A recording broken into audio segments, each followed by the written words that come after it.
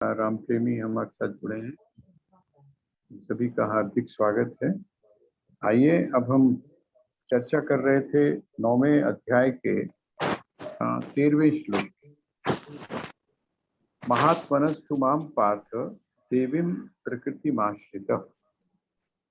अर्थात जो महात्मा पुरुष हैं जिनका मैंने अभी आपके सामने वर्णन किया, ऐसे जो महात्मा हैं वो क्या हैं? कहते हैं देवीं प्रकृतिमाश्रिता। वो दैवी प्रकृति, जिसको हम दैवी संपत्ति बोल रहे थे, उस दैवी संपत्ति को प्राप्त करते हैं। उस दैवी संपत्ति के बारे में भगवान ने इसमें कहा है। ये है अध्याय नंबर 16 नंबर जो अध्याय है उसमें इसका वर्णन है। तो आप अगर देखेंगे तो आपको उसका अंदाजा लग जाएगा कि दैवी प्रकृति में और आसुरी जो प्रकृति है इन दोनों में क्या अंतर है। महाराज किशोरदास जी महाराज ने एक पुस्तक जो गीता सीरीज मिशन से छपी है, उनमें एक पुस्तक है, उसका नाम है दैवी संपत्ति और आसुरी संपत्ति। दैवी संपत्ति, तो दैवी संपत्ति जो है वो कहते हैं जो महात्मा होता है उसके पास में क्या होता है? कहते हैं उसके पास में दैवी संपत्ति तो है, लेकिन दैवी संपत्ति है।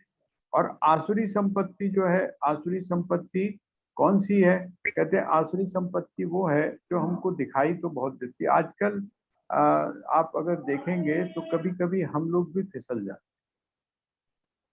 फिसल जाते हैं। हमारा जो तर्क होता है वो क्या होता है कि जी आप ये बताइए कि जो आध्यात्मिक व्यक्ति है, जो धार्मिक व्यक्ति है, जो पूजा पाठ करने वाला व्यक्ति है, उसके जीवन में तो बड़े कष्ट आते हैं, बड़ी विपत्तियां आती हैं, बड़ी प्रतिकूलताएं आती हैं। जबकि जो लोग वो आचरण कर रहे हैं जो नहीं करना चाहिए, वो लोग बड़े फल फूल रहे हैं ना। ये आकर्षण जो है ये हम लोगों को कभी कभी अपने रास्ते से डगमगाने के लिए जो है वो विवश कर देता है। उसका कारण क्या है? उसका कारण वही है जिसकी मैं अभी चर्चा आपके समक्ष कर रहा था, निष्ठा का अभाव।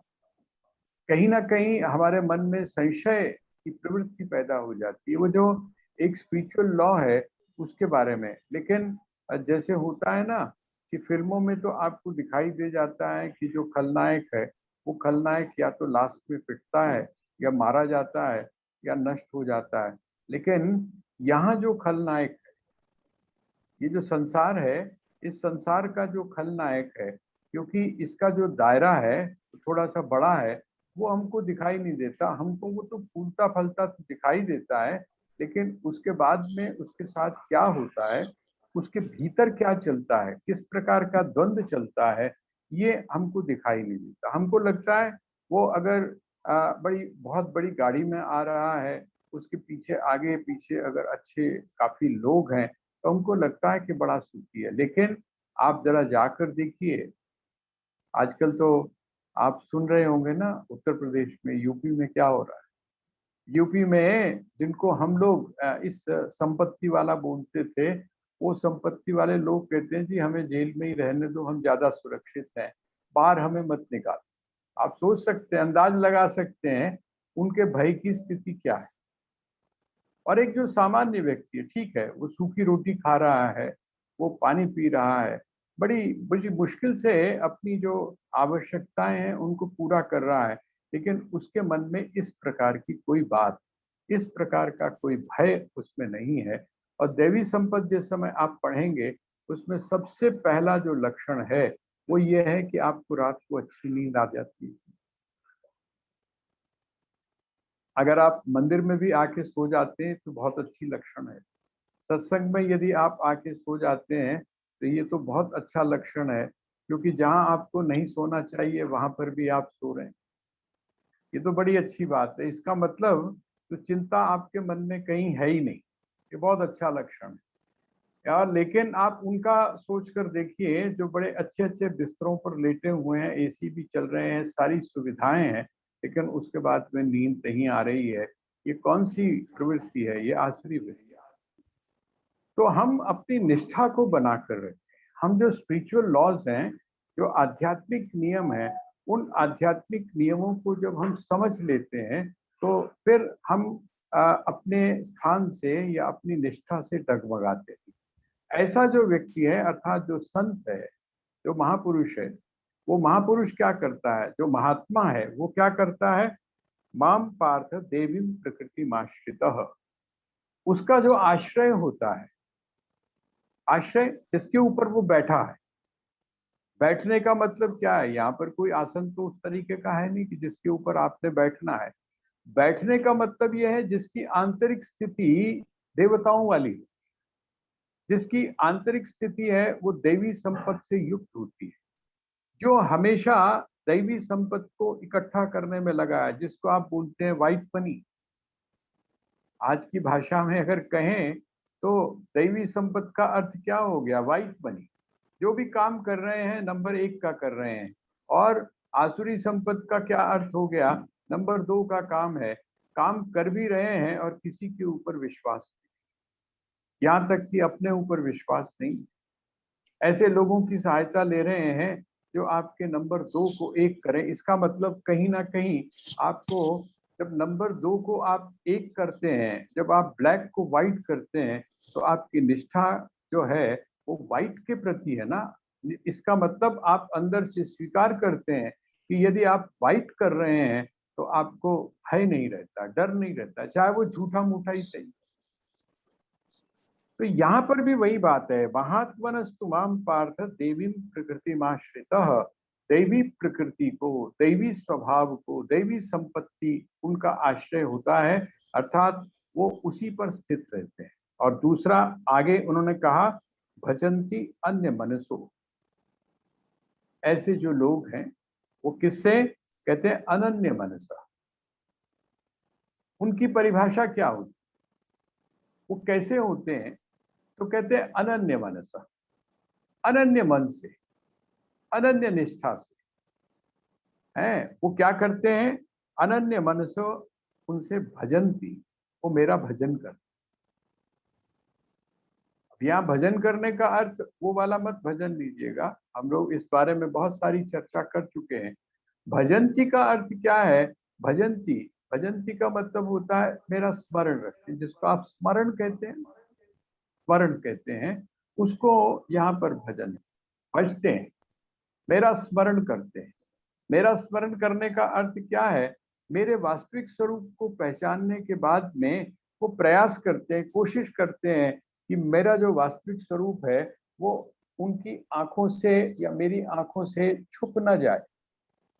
कहीं ऐसा ना हो जाए कि जो चीज जैसी है उसके विपरीत मैं उसको समझना शुरू कर दूं। कामनाओं के कारण जो मेरा आश्रय है, उस आश्रय को या जो सत्य है उस सत्य को से मैं थोड़ा दूर चला जाऊं। भजंती का अर्थात भजन करने का अर्थ क्या है, भजन करने का अर्थ मैंने आपको कल बताया था कि भजन के में जो भ है उसके ऊपर आप बिंदी लगा दीजिए तो क्या बन जाता है, भंजन। भंजन का मतलब होता है तोड़ना, भंजन का मतलब होता है बिखेरना। कहते हैं ना कि हमारे जीवन में क्या हुआ, कहते हैं गम के बादल आ गए। तो गम के जो बादल हैं उनके लिए आप क्या करें, कहते हैं वो जो स्मरण रूपी जो तीव्र वायु है, उस तीव्र वायु का प्रयोग करें, उस झोंके का प्रयोग करें। स्वामी जी तो, स्वामी राम वहां पर कहते हैं कि आप क्या करो, आप ये करो कि फूंक मारो। किसमें फूंक मारो, कहते हैं जिस समय आप ओम का स्मरण करते हैं तो आप उसमें फूंक मारते हैं। और जब फूंक मारते हैं तो क्या होता है, वो जो हल्की सी चिंगारी है, बिल्कुल हल्की सी जो चिंगारी है वो आग बनती है। और आग बन के जितना भी घास फूस है, जितना भी बेकार की चीजें हैं, उनको जला के वो क्या कर देती है, राख कर देती है। ये है भजन, ये है भजन।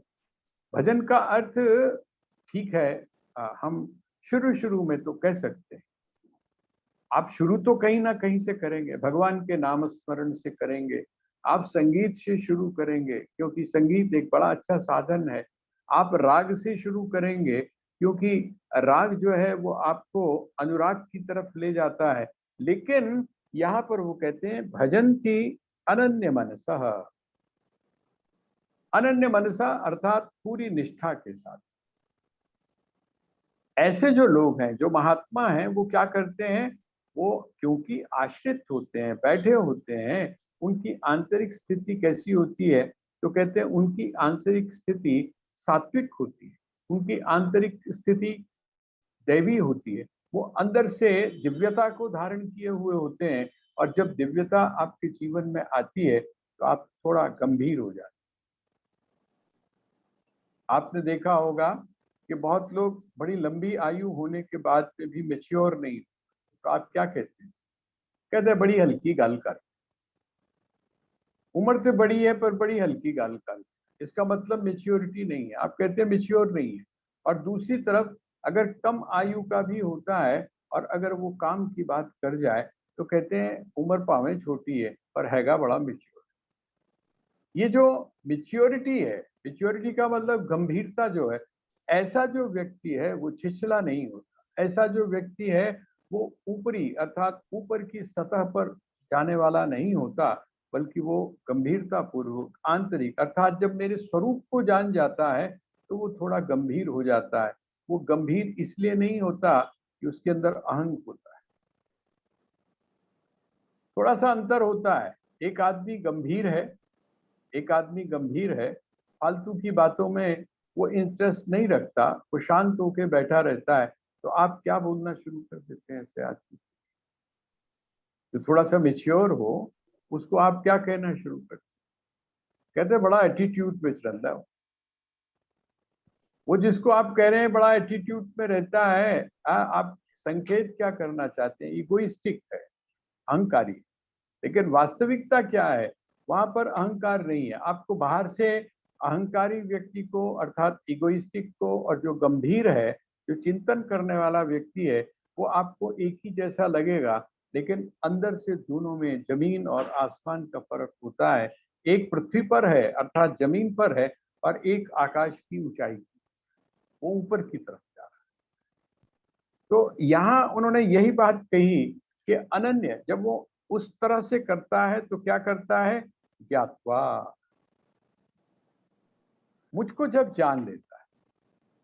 और मुझको जानने का मतलब क्या है? भूतादि, ये जो प्राणी मात्र है, ये जो पंच महाभूत है, इन प्राणी मात्र को वो क्या करता है? वो इसका जो अव्ययम, इसका जो अव्यय, ये जो भूत है जिसको आप पंच महाभूत कह रहे हैं, ये पंच महाभूत क्या है? तो कहते हैं ये तो व्यय होने वाले हैं। और इनका जो मूल कारण है, वो मूल कारण कौन सा है? अव्यय। अव्यय, इसका मतलब इस जगत के कारण को जब वो समझ लेता है। जगत का कारण कौन है? जगत का कारण वो है जिसके कारण इस जगत के अंदर सब कुछ हो रहा है। वो कौन है? वो मैं हूं। तो जब वो इस जगत के मूल कारण को अर्थात मुझको जब वो जान लेता है तो क्या होता है? कहते हैं ऐसा जो व्यक्ति है वही मेरा अनन्य भाव से भजन करता है। भजन से हम अनन्य भाव की तरफ जाते हैं। जो बाहरी भजन है, जैसे हमको कहा जाता है कि उन्होंने भज गोविंदम में कहा कि गेयम गीता नाम सहस्त्रम। आप क्या करें? जब आप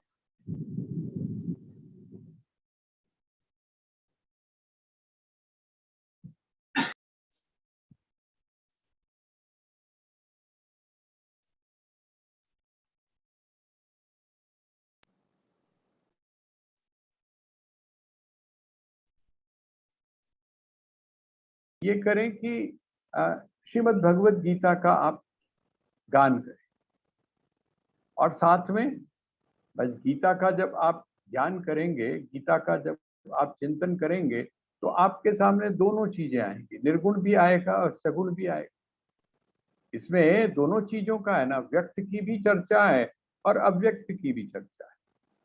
जो स्थूल है उसकी भी चर्चा है और जो सूक्ष्म है उसकी भी चर्चा, दोनों की चर्चा है। तो कभी कभी जो जो स्थूल होता है उसके साथ आपका हमेशा आपकी मानसिक स्थिति साधना के अंदर एक जैसी नहीं होती है। कभी कभी आप रजोगुण में भी चले जाते हैं, कभी कभी यहाँ भी होता है कि कभी आप तमोगुण में भी चले जाते हैं। आपकी मानसिक स्थिति सदैव एक जैसी नहीं रहती।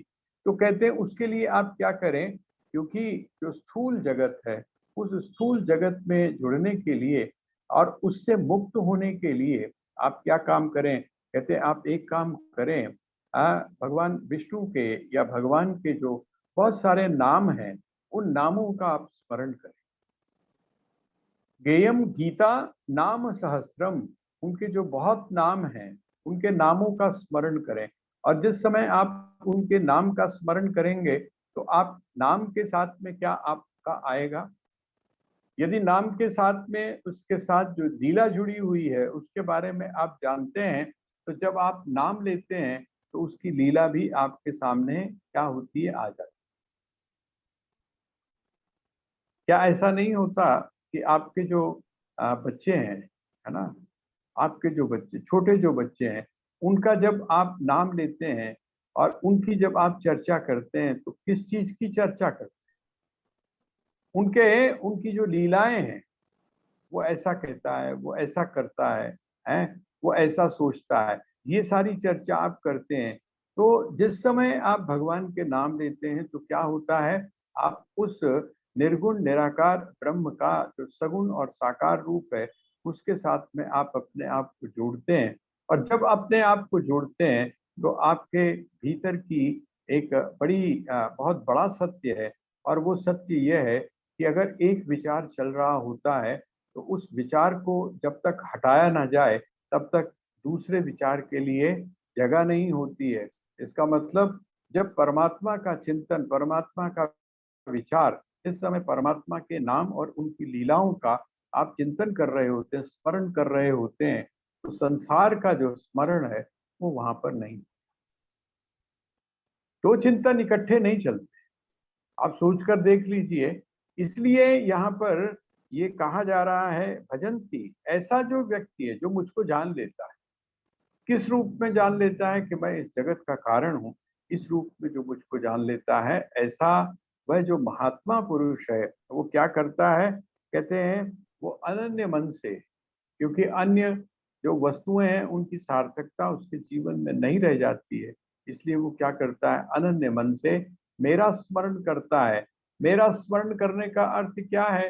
मेरा स्मरण का अर्थ है कि वो इस बात का को भूलता नहीं है कि ये जो कुछ दिखाई दे रहा है, इस दिखाई देने वाले तत्व के पीछे कोई ऐसा तत्व है जिसको मैं अभी देख नहीं पा रहा हूँ।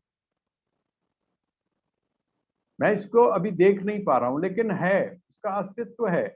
और जिस समय वो परिपक्व हो जाता है, जिस समय वो पक जाता है, तो आप क्या देखते हैं? आप देखते हैं कि जो माला के मनके हैं, वो माला के मनके नहीं हैं, बल्कि उसमें आपको बड़ा स्पष्ट रूप से सूत दिखाई देता है। आपको जो अलग अलग तरह के बने हुए जो वस्त्र हैं, कपड़े हैं, उन वो वस्त्र आपको नहीं दिखाई देते हैं, बल्कि उनके पीछे जो छुपा हुआ सूत है, वो सूत आपको दिखाई देता है। और भी जिस समय आप आगे चले जाते हैं तो वो सूत भी आपको नहीं दिखाई देता है, बल्कि उस सूत के पीछे जो छुपा हुआ क्या है, वो जो कपास है, वो कपास आपको दिखाई देती है। ये धीरे धीरे, जैसी जैसी आपकी निष्ठा, जैसा जैसा आपका अनुभव गहरा होता जाता है, वैसे वैसे आप कारण से अगली तरफ बढ़ते जाते हैं। ये यहाँ पर भगवान, ये है अनन्य चिंतन।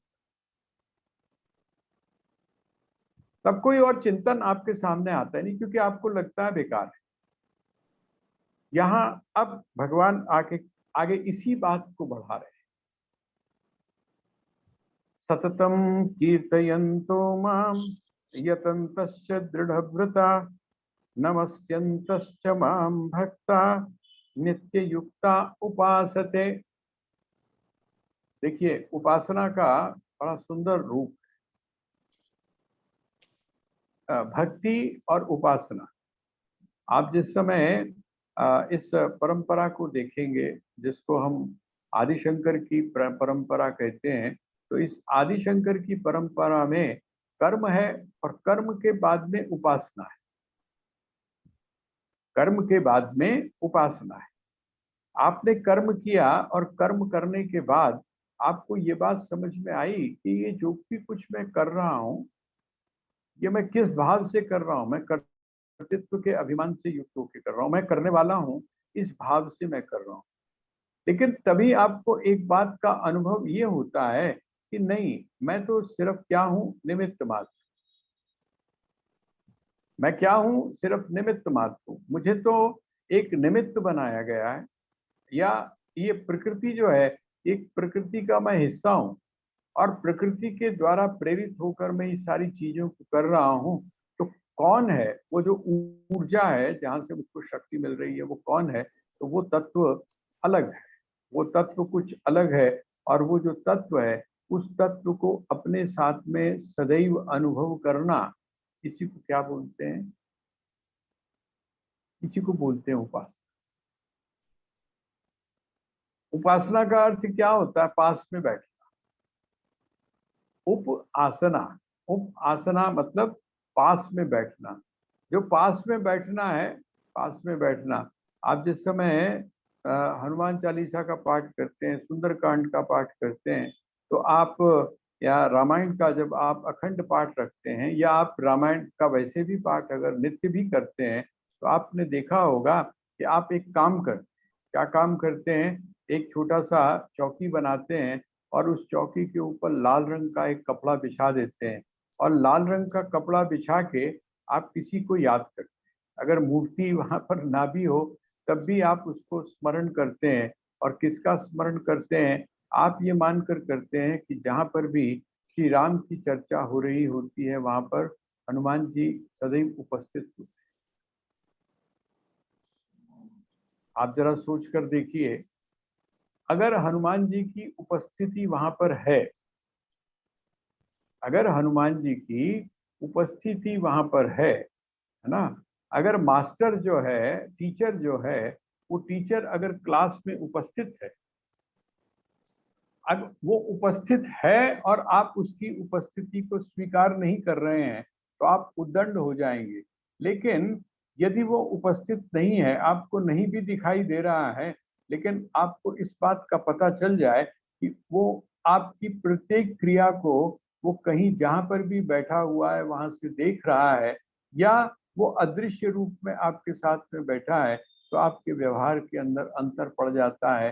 कहते हैं उपासना का अर्थ क्या होता है? आप इस बात को स्वीकार कर लेते हैं कि आप जो हैं, आपके अलावा भी कोई ऐसा अस्तित्व है जो आपके पास में बैठा हो। इसको बोलते हैं उपासना। ये देखिए क्रम है, क्रम है। क्रम का अर्थ क्या हुआ? क्रम का, ये क्रमिक विकास जैसे नहीं होता, हम लोग धीरे धीरे विकसित होते। हमारी जो बुद्धि है जिस तरह धीरे धीरे विकसित होती है, जैसे हमारा शरीर जो है वो धीरे धीरे विकसित होता है, इसी तरह से आपकी जो चेतना है, अर्थात आपकी जो स्पिरिचुअल ग्रोथ है, वो भी धीरे धीरे होती है। और वो कहाँ से? कर्म से उपासना के पास जाती है। और वो जो उपासना है, उस उपासना में ये चीज निहित होती है कि किसी और का भी अस्तित्व है, कोई और भी है। और उसको जब आप अपने पास में अनुभव करते हैं, जब अपने पास में करते हैं, जैसे हम लोग आमतौर पे एक चीज बोल देते हैं कि वो सब कुछ जानता है, वो सब कुछ जानता है। एक संस्कृत में एक बड़ा अच्छा, एक छोटी सी स्टोरी हम लोगों को सुनाई जाती थी, आपने भी वो सुनी होगी। वो क्या है? ईश्वर यत् करोति शोभनम करोति। ईश्वर, ईश्वर जो है, वो जो भी करता है वो क्या करता है? शुभ ही करता है, अशुभ नहीं करता। और उसका उसका जो उसकी जो स्टोरी थी, और मॉरल स्टोरी जो थी, वो क्या था? कहते हैं वो राजा की बात है, राजा और उसका एक जो मंत्री मित्र था, उंगली कट गई राजा की। और जब राजा की उंगली कटी, तो सब लोगों ने चाटुकारिता दिखाई, लेकिन वह जो मंत्री था, उसका मित्र था, वो परमात्मा के प्रति, और उसकी ये धारणा थी कि ईश्वर जो भी करता है वो शुभ करता है। उसने कहा ईश्वर यत् करोति शोभनम करोति। इसका मतलब ये जो तुम्हारे साथ में हुआ है, इसके भी पीछे कोई ना कोई शुभ जरूर। निष्ठा है ना। अलग अलग लोगों के मानने की है। माता रानी ने अगर एक कुछ कीता है साढ़े नाल, इसका मतलब उसने कुछ सोच के किया होगा। हमारी सोच वहां तक नहीं जाती, जिनकी निष्ठा होती। तो उसने जब कहा, राजा को बड़ा गुस्सा आया। उसने कहा कि कमाल की बात है, अजीब मित्र ही, इसने मेरी उंगली कट गई, और उंगली कटने के बाद में भी इसने एक बार भी शोक या दुख प्रकट नहीं किया, बल्कि ये डायलॉग मार रहा है। क्या डायलॉग मार रहा है? भगवान जो करता है अच्छा करता है। उसने क्या किया? उसने सजा दे दी उसको। और जब सजा दी तो कहते हैं कि सजा का परिणाम ये हुआ कि वो जो मंत्री था, उसका जो मित्र था, उसको वहां से हटा दिया, जंगल में भेज दिया। राजा जो है वो सुना है कि राजा शिकार करते करते करते एक ऐसी जगह पर फंस गया जहां पर वो ढूंढ रहे थे कोई राजपुरुष मिले और उसकी बलि दी। उन्होंने कहा ये तो कमाल हो गया, हमें ढूंढने कहीं जाना ही नहीं पड़ा। ये तो जो शिकार था, बलि की वेदी पर जो चढ़ने वाला था, जिसको हम चढ़ाते, वो तो अपने आप आ गया है। कैद कर लिया गया, और कैद करने के बाद में बिल्कुल ना कोई सेना है ना कोई आसपास है, हाथ बंधे हुए हैं, निरीह सा वो उस स्थान पर ले जाया गया जहां पर उसकी बलि चढ़ानी थी। और जब बलि चढ़ाने लगे, सारी तैयारियां हो गई, स्नान आदि करवा के उसको वहां पर खड़ा कर दिया गया। तो जो पुरोहित था उनका, उसने कहा जरा इसको चेक तो कर लो। उसने कहा क्यों? उसने कहा चेक इसलिए कर लो कि जो खंडित शरीर होता है उसकी बलि नहीं दी जाती। खंडित जो शरीर होता है उसकी बलि नहीं दी जाती। जिस समय उसको चेक किया गया राजा को, तो उसकी वो जो उंगली थी वो क्या थी? उंगली उसकी कटी हुई थी। जब उंगली कटी थी तो उसके मित्र ने कहा था ईश्वर जो भी करता है वो बड़ा शुभ करता है। अभी तक वो जो राजा था, उसको समझ नहीं आ रहा था कि ईश्वर कह रहे हैं जो भी कुछ करता है शुभ करता है। कौन सा शुभ हुआ? मेरी तो उंगली कट गई और ये कह रहा शुभ हुआ। अब उसको समझ में आया कि अरे, सच कही बात है कि ईश्वर जो करता है शुभ करता है। अगर उस दिन मेरी ये उंगली न कटी होती तो आज क्या होता मेरे साथ? उंगली तो बच जाती उस समय, लेकिन आज मेरी गर्दन जो है वो कट गई। आ गया वापिस, और आने के बाद में उसने अपने उस मित्र को खुजवाया। मित्र को खुजवाया, और जब खोज काफी हुई और पकड़ के उसको ले आए, उसके मित्र को, राजा ने क्षमा मांगी। राजा ने कहा कि मैं नहीं समझ पाया कि तुम क्या बात कह रहे हो, लेकिन एक सवाल है, एक प्रश्न है मेरा। उसने कहा क्या? कहते तुमने ये जो कहा कि ईश्वर जो करता है वो अच्छा करता है, चलो कि मेरे साथ तो लागू हो गया, लेकिन मैं तुमसे पूछता हूँ कि तुमको जो वनवास हुआ वो इसी के कारण हुआ, तो तुम्हारे पक्ष में ये चीज कैसे हुई कि भगवान जो शुभ करता है, वो जो भी करता है वो शुभ करता है? उसने कहा मैं देख रहा हूँ ना, मुझे दिखाई दे रहा है, मुझे वास्तविकता दिखाई दे रही है, आपको महाराज नहीं दिखाई दे रही। कहते हैं क्या? कहते मैं हूं आपका मित्र। मैं कौन हूं? मैं आपका मित्र हूं, और वो मित्र हूं जो हमेशा आपके साथ रहता है। जिस समय आप शिकार करने के लिए आए थे, तो बड़ा स्वाभाविक था कि मैं भी आपके साथ, और जब मैं भी आपके साथ होता, आप जब भटकते तो मैं भी आपके साथ भटकता, और जब हम दोनों भटक जाते और पकड़े जाते तो हम दोनों ही पकड़े जाते। और जिस समय मृत्युदंड देने की बात आती, तो राजन आप तो राजपुरुष थे, आपकी बात थी। और जिस समय इस बात का पता चलता उनको कि राजा जो है उसका अंग भंग हो रखा है, तो नंबर किसका आता? मैं भी तो आपके साथ था ना, तो मेरा तो कोई अंग भंग हुआ नहीं था। तो वो ये कहते चलो कोई बात नहीं, ये इसका अंग भंग तो है, इसलिए राजा को छोड़ दिया जाता, अर्थात आपको छोड़ दिया जाता। और उस दिन बलि जो है, उस बलि का बकरा कौन बनता? मैं बनता। तो इसलिए मैं कहता हूँ कि ईश्वर हियत करोति शोधि। भगवान जो करता है, हमारा जो हमारी जो दृष्टि है, हमारा जो डिस्टेंस है सोचने का, वो बहुत बहुत पास में है।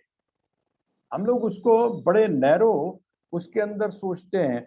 यही बात है, वो यहाँ पर इस चीज को कह रहे हैं उपासते। उपासते का अर्थ है उपासना।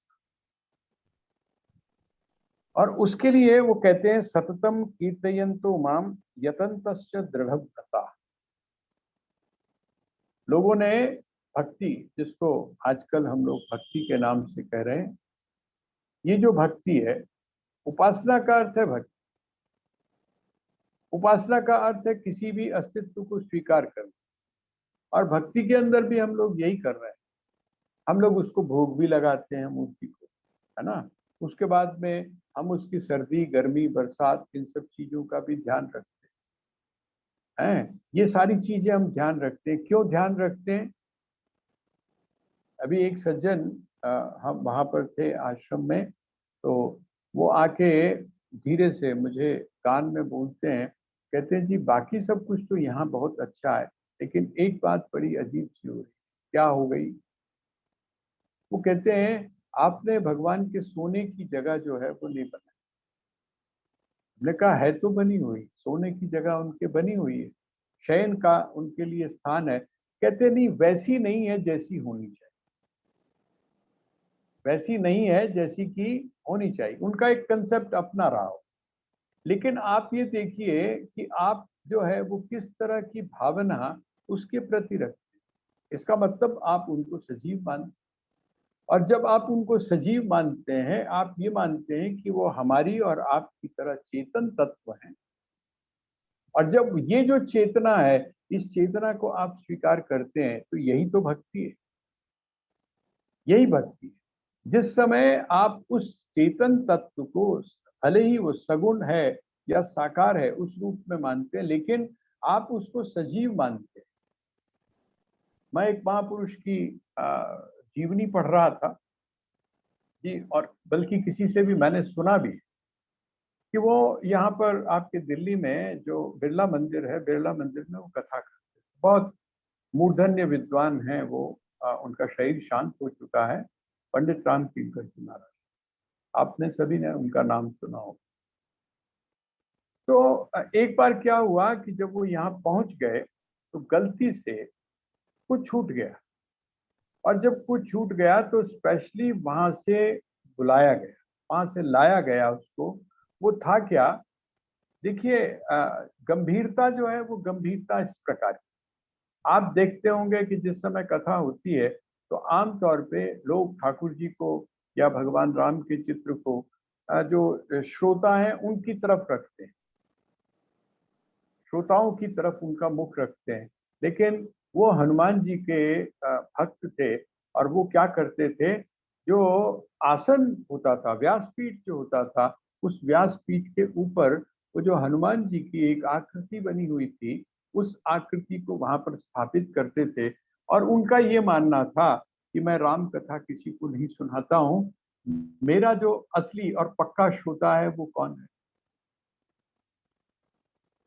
मेरा जो पक्का श्रोता है वो कौन है? कहते हैं मेरा पक्का श्रोता वो है जो मेरे साथ ही आता है और मेरे साथ ही उठता है। और कभी कभी तो पहले आ जाता है और बाद में उठता है। वो कौन है? तो वो कहते हैं और कोई नहीं है, वो शिव हनुमंत लाल जी हैं। तो मैं उनके बिना कथा नहीं कर सकता। ये क्या है? ये है उसकी उपस्थिति। इसको बोलते हैं उपासना। अब ये जो उपासना है, जिस उपासना की तरफ भगवान यहाँ पर इशारा कर रहे हैं, वो क्या कहते हैं? कहते हैं वो मेरी क्या करता है? नित्य युक्ता उपासते। पूरा श्लोक जिस समय आप पढ़ते हैं, सततम कीर्तयन्तो माम। सततम, सततम का मतलब होता है हमेशा। हमेशा कीर्तयन्तो माम, हमेशा वो व्यक्ति मेरी कीर्ति का गान करता है। जिसको आप कीर्तन बोलते हैं ना, कीर्तन, नाम संकीर्तन। ये नाम संकीर्तन का अर्थ क्या है?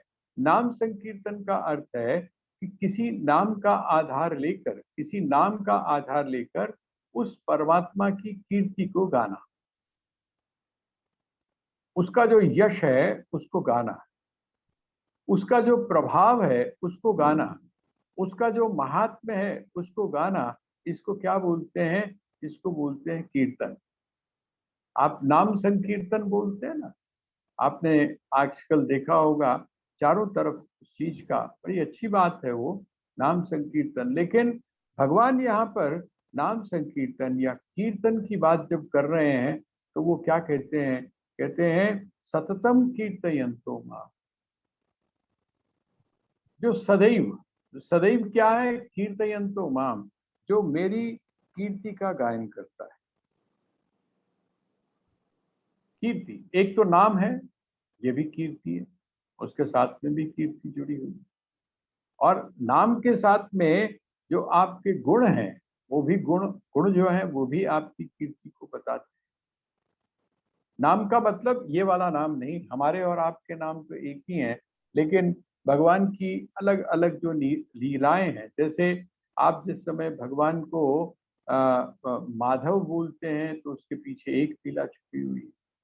जिस समय कृष्ण बोलते हैं तो उसके पीछे एक लीला छुपी हुई है। जिस समय आप कान्हा बोलते हैं तो उसके पीछे एक लीला छुपी हुई है। जिस समय आप रणछोड़ बोलते हैं तो उसके पीछे एक लीला छुपी हुई है। जितने भी उनके आप नाम लेते हैं, उस नाम के पीछे कोई ना कोई महात्म्य, कोई ना कोई कीर्ति, कोई ना कोई यश की गाथा उनके साथ में जुड़ी हुई है। तो आप एक तो ये है कि आप उसके नाम और आप उसके यश का गान करते हैं, गुणों का गान।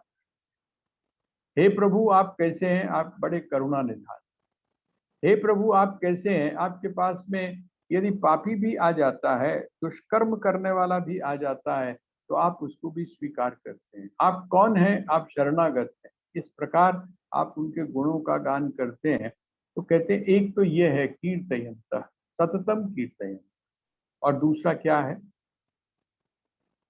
दूसरा है जिस समय आपने उनके स्वरूप को जान लिया, वह जो परमात्मा है अर्थात वह जो श्री कृष्ण है, उस श्री कृष्ण के स्वरूप को जान लिया, तो स्वरूप को जानने के बाद में क्या हुआ? ये भी एक यश है, ये भी एक कीर्ति है, ये भी एक कीर्तन है। जब आप कहते हैं सच्चिदानंद रूपाय, आप क्या है? तो आप सच्चित और आनंद रूप है। आपके स्वरूप क्या? आपके स्वरूप का महात्म्य, आपके स्वरूप की कीर्ति। और कैसी